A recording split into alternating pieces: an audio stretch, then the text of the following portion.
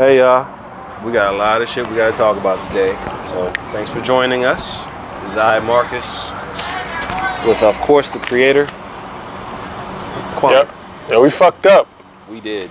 All right, so first thing I gotta say, and this is all this last thing, so fuck you, Air China. Fuck you. And this is why, right?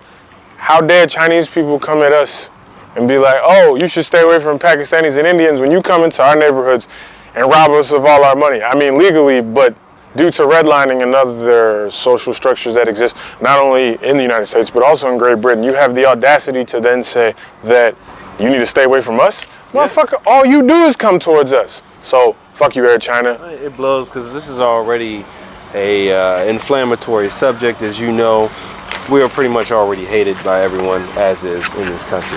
But to even go a step further and warn people for three specific groups, that Indians, Pakistanis, and black people are probably the most dangerous people you'll encounter in Europe and or America, is egregious. It's an egregious insult, and frankly, I hope you guys get 100 chicken nuggets and only one sauce.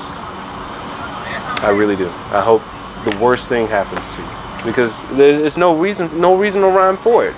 It really makes me want to recant the statement that we had about the ignorance. I remember you guys, our last mid-season rant, remember with the racist commercial, or what we thought was a misunderstanding, it's clearly now racist.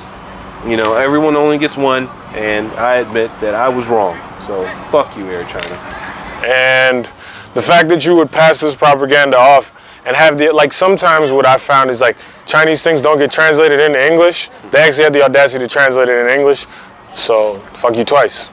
Right. Well, shout out to Hayes Fawn, who was the initial journalist that tweeted everything about what was going on in that fight. If it wasn't for her, then the world wouldn't know about the bigotry that we now know of.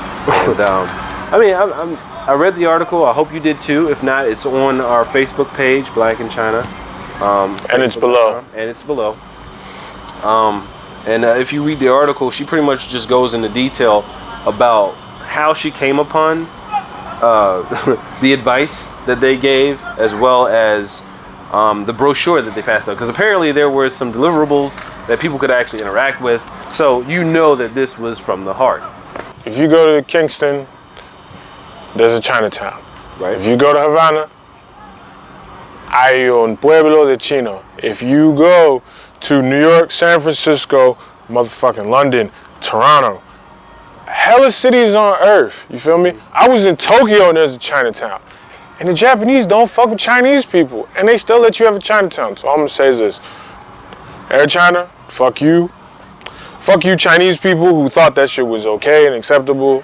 And realistically, at this point, I don't care that I'm supposed to be a college professor, cause fuck you. I'm genuinely angry at the whole scenario, because it's like y'all can go everywhere and take everybody's resources and exploit money and do all these things and build yourselves up. But then you copy and steal it, and then you have the audacity to then say we're the dangerous ones. Well, no. And being that you're the sociologist here, maybe you can help me and us who are watching understand.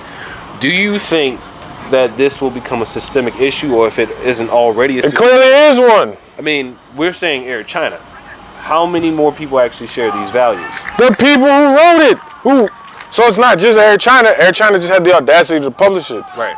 I'm just saying fuck you to them because they published it. Mm-hmm. And fuck you to everybody else who believes it. But realistically, if you're not taught to challenge what you believe, which is actually common because Chinese people aren't taught to challenge authority, then realistically, the problem is an authority figure said it, and now it's going to be recanted, or not recanted, it's going to be reinstilled into many people.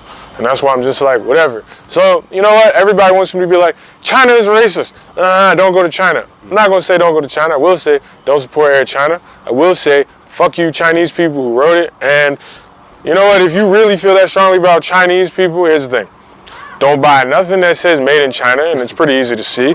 Don't buy anything that says made in America, because if it was manufactured in the United States, it would say made in USA. True. But if it actually says made in America, that means it was made in a factory town called America, which is in China. Plot twist. So don't buy that shit. Don't buy it. Don't go to Chinatowns and buy cheap-ass souvenirs and support their businesses. Don't support your local carrier. You know what? Boycott's Panda Express. I don't even know who owns it, but fuck them too.